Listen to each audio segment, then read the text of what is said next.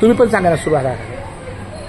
रामकृष्ण हरी आमच्या कांचन पाटील आहेत. बोला माऊली. रामकृष्ण हरी. आज बालसंस्कार वर्ग आपल्या गोकुळ नगरीमध्ये घेतला आणि हा असाच घेत राहायला पाहिजे. तर सगळ्याच मुलांची खूप चांगली प्रगती होईल.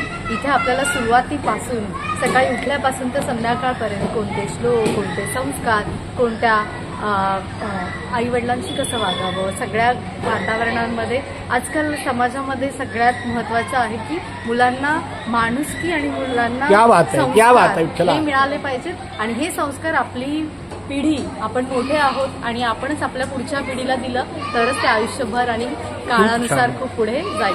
धन्यवाद. खूप खूप धन्यवाद माऊली. कांचन माऊली. रामकृष्ण हरी. एक पिढी आभारी आहे.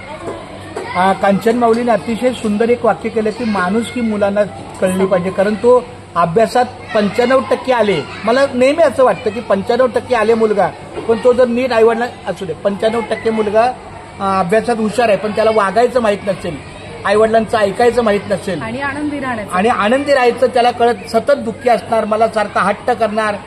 मग अभ्यासात जरी हुशार असला पण त्याला जर ते असे हट्टी राहणं, एखाद्याचा अपमान करणं, आपल्या स्वतःला मी कोणतरी शहाणा आहे, मी अभ्यास करणार आहे, हुशार आहे, अशा प्रकारची अहंपणाची भावना त्यात येणं, मग हे बालसंस्कारामुळं जे काही त्याच्यामध्ये काही मुलांना अवगुण असतील ते त्यांना चांगले गुण मिळतील, काही दोष असतील त्याच्यावर त्याला संस्काराने त्याला चांगलं करतील. खूप छान पद्धतीने माऊली सांगितलं. खूप खूप धन्यवाद माऊली. बोला. रामकृष्ण हरी.